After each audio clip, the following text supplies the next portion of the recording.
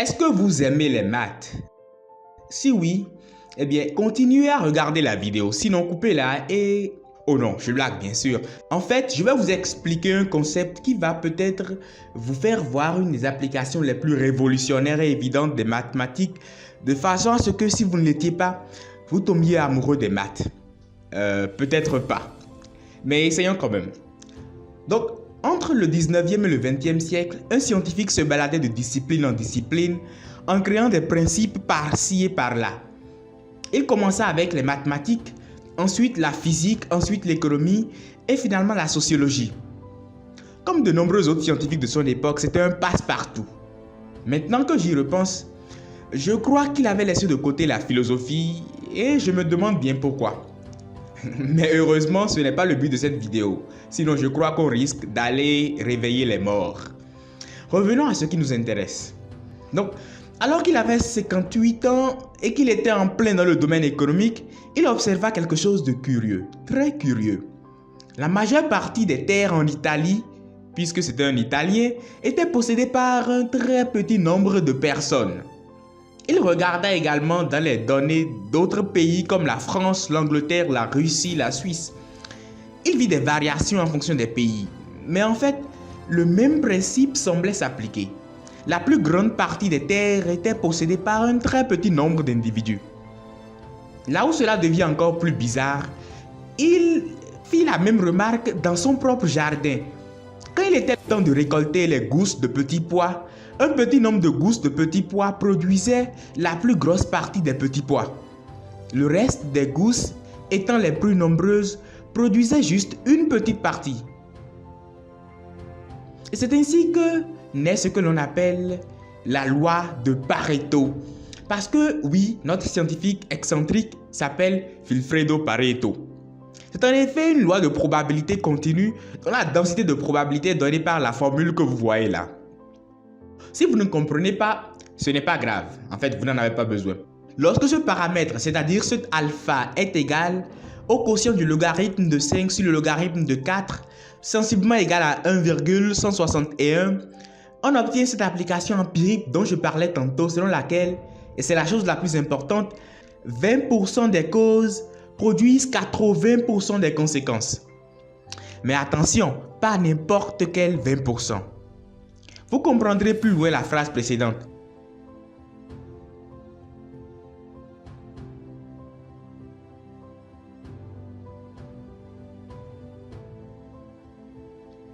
Ce qui est intéressant et qui nous intéresse dans le cadre de ce cours, c'est que ce principe s'applique à la langue, je veux dire à toutes les langues et plus particulièrement au vocabulaire.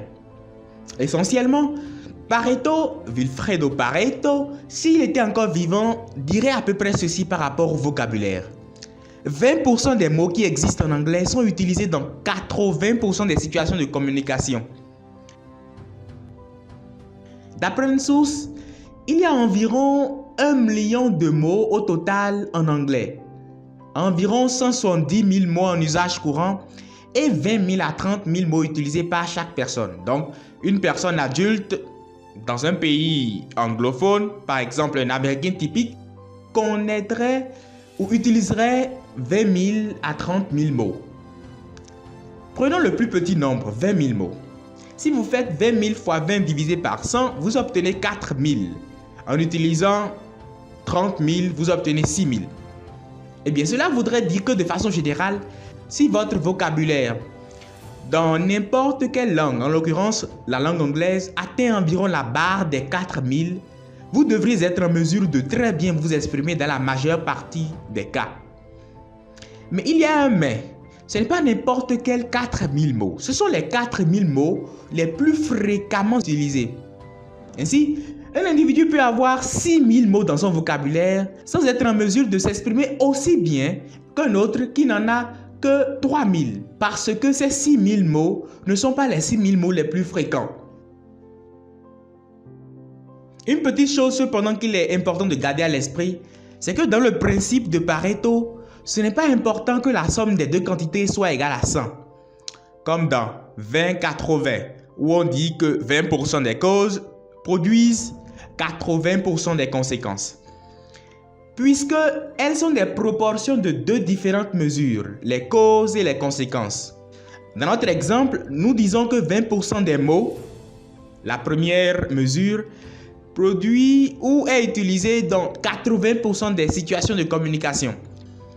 Et donc, si la loi 20-80 est validée, alors on pourrait dire que 20% des mots les plus fréquents des 20% sont utilisés dans 80% des 80% des situations.